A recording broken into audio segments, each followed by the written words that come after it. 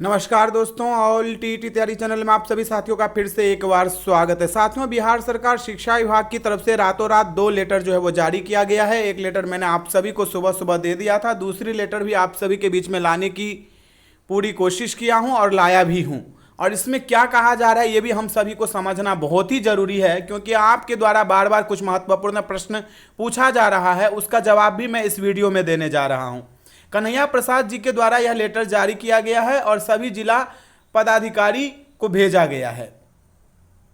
बिहार लोक सेवा आयोग द्वारा विद्यालय अध्यापक के पद पर नियुक्ति हेतु प्रकाशित विज्ञापन संख्या 26/2023 के अभ्यर्थियों के OMR सीट के स्कैनिंग हेतु बिहार शिक्षा सेवा के पदाधिकारियों की प्रतिनियुक्ति को स्थगित करने के संबंध में अब यहां पर स्पष्ट रूप से कहा जा रहा है कि जो ये बहाली की प्रक्रिया चल रही है उसमें आप सभी ने परीक्षा दिया, परीक्षा के बाद जो OMR सीट है वो विभाग की निगरानी में है और उसमें जो शिक्षा सेवा के पदाधिकारी लगे हुए हैं उनकी प्रतिनियुक्ति पर भी यहां पर इन्होंने प्रश्न चिन्ह लगा दिया है।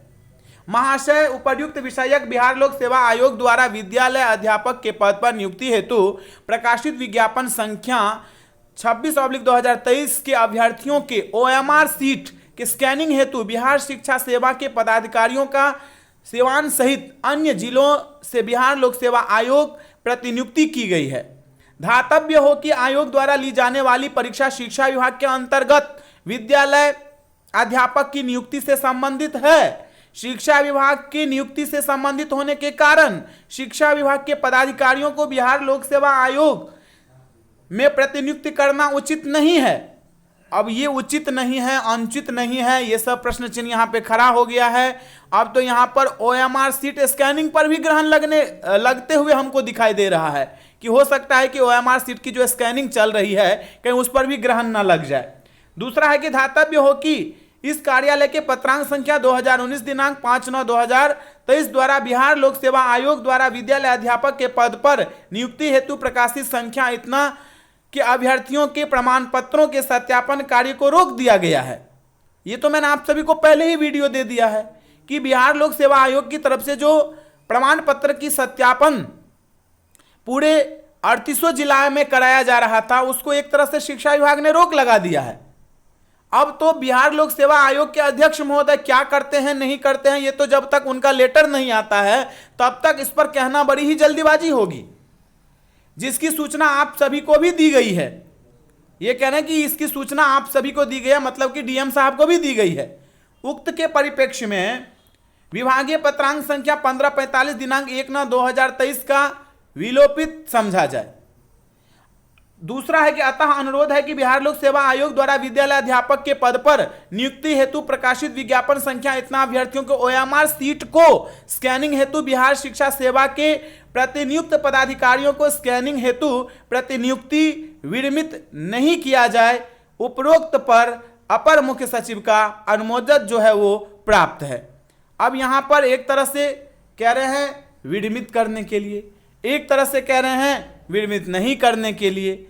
अब क्या होगा नहीं होगा, ये लोग क्या खिचड़ी पकाना चाहते हैं ये बहाली की प्रक्रिया में, ये तो हमें भी समझ में नहीं आ रहा है और आप लोगों को भी समझ में नहीं आ रहा होगा, क्योंकि बहुत अच्छे तरीके से देखा जाए तो पिछले 3-4 महीनों से कार्य बहाली के ऊपर में चल रही थी। अचानक क्या हुआ, रातों रात इस प्रकार से लेटर प्रकाशित करना पड़ रहा है शिक्षा विभाग के पदाधिकारी को, तो क्या सरकार की मंशा है ये तो जाहिर आप सभी जानते हैं कि हो रहा है इस पत्र के माध्यम से।